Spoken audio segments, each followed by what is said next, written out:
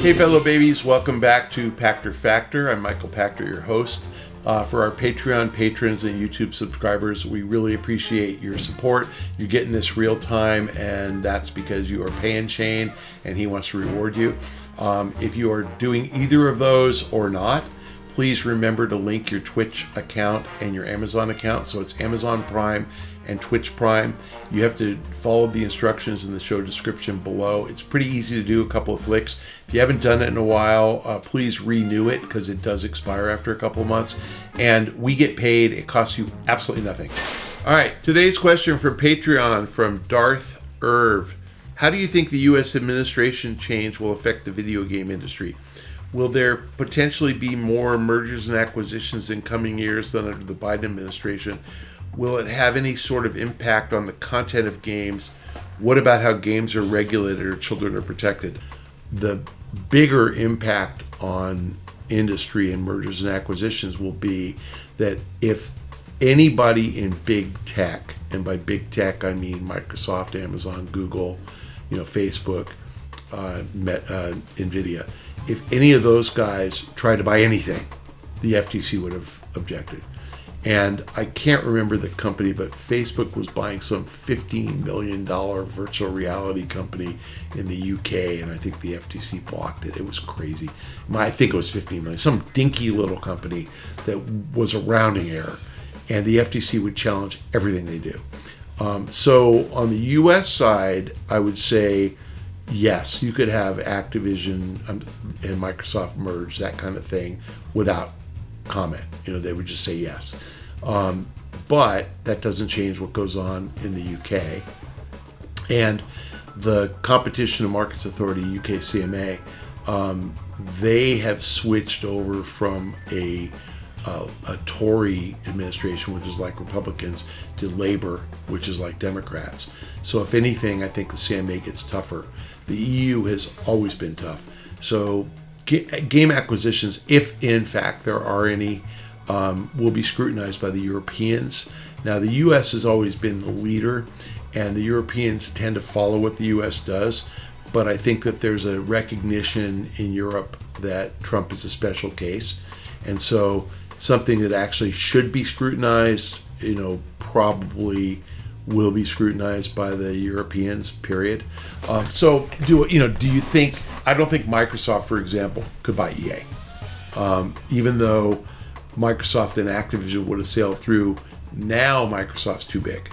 And I don't think that the Europeans would allow it to happen. Could Google buy EA? Could Meta, Alphabet, or Meta, Facebook buy EA? Sure. Could Amazon? Sure. And will they? I doubt it. So as far as M&A, I don't think that most of the tech companies actually want to be in the games business. Google's not sure what they want to be when they grow up, and they've tried a couple times and they've failed. Amazon's not sure what they want to be when they grow up, and they've tried a couple times and they've failed. And to be fair, Amazon senior management's not very good at the games business.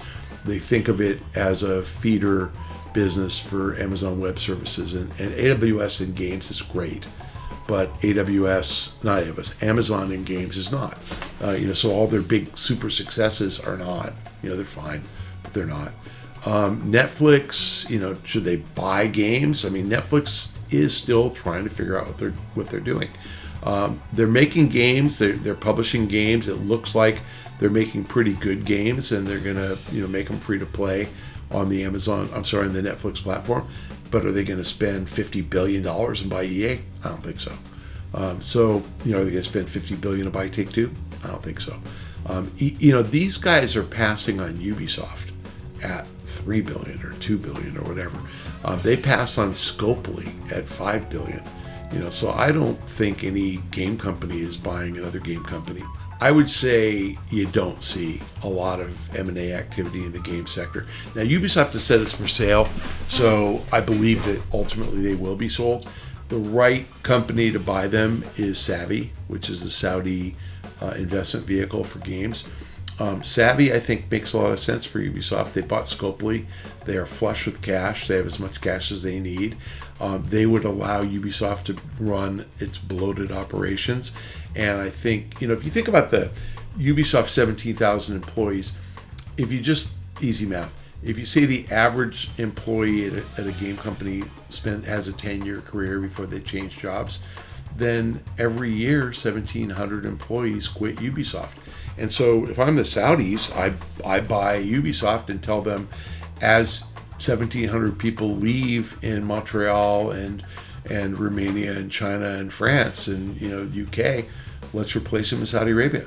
Maybe we only replace half of them, so you keep shrinking and we move jobs to Saudi Arabia. And Ubisoft could do that, and they really, because they're so fat, they have so many jobs, they could figure that out.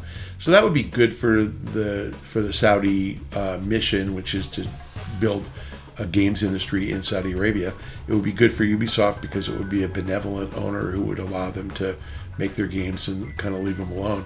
I don't know if the Saudis would try to affect the content. I doubt it. I don't think there's a lot of sex in there or anything that would be anti-Islam, but who knows. But no, I don't think at the end of the day the Trump administration is going to materially change the games industry. I do think it's going to change big tech. I think Facebook and Amazon and Google are going to be able to buy whatever the hell they want, which is why Bezos and Zuckerberg are kissing Trump's butt. I mean, I really think those guys just want no regulation at all. Let us do what we want to do.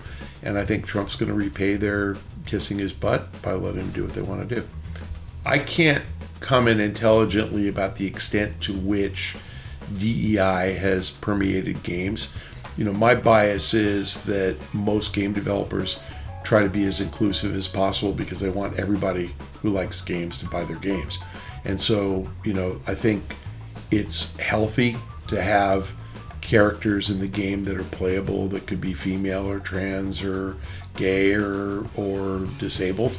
And I don't think that impairs the quality of the game. And if you don't want to play a female or a trans, then you don't have to.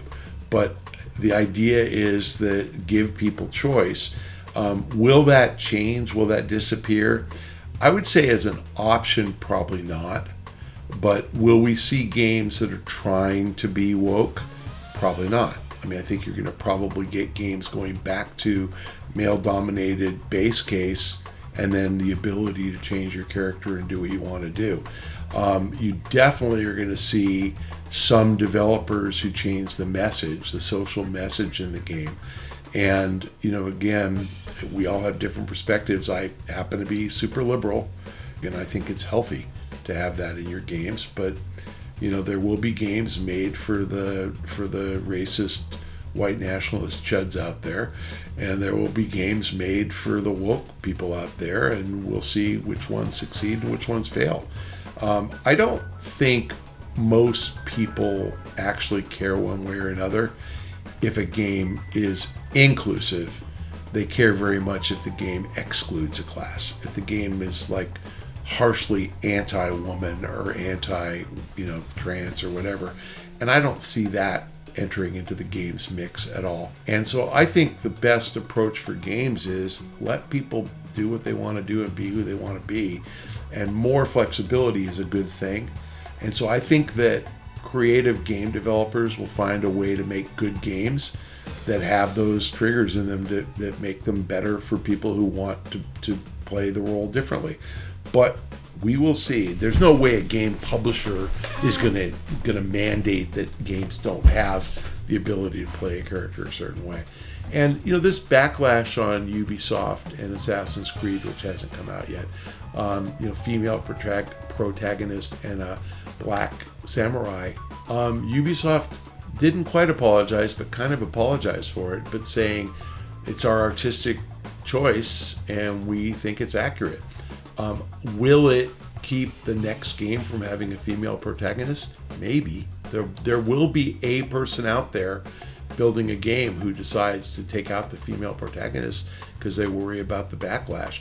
I don't think anybody's worried about sales. I think they're worried about the negative publicity from having the Chud Brigade out there trolling them on social media. And the change under Trump is that being openly racist and sexist is apparently appropriate. It's like, make it safe to say the R word. I don't even want to say that on using it as an example, or the N word, or the C word. Make it safe to do that again. It's not okay to say those things, but you're hearing people say them because they feel emboldened to be jerks.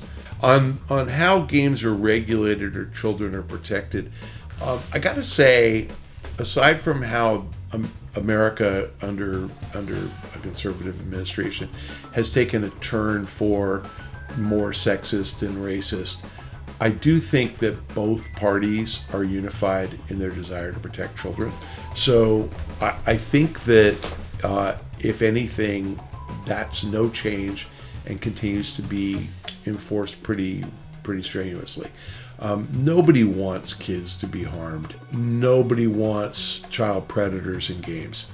Nobody wants you to talk a kid into going and taking his parents' credit card and buying a bunch of stuff in a game.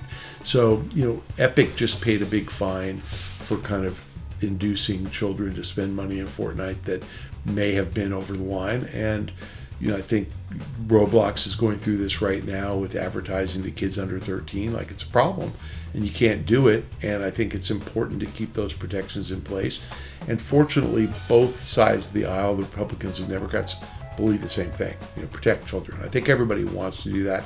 We may have a difference of opinion about what they should be protected from, but nobody disagrees they should be protected from predatory behavior.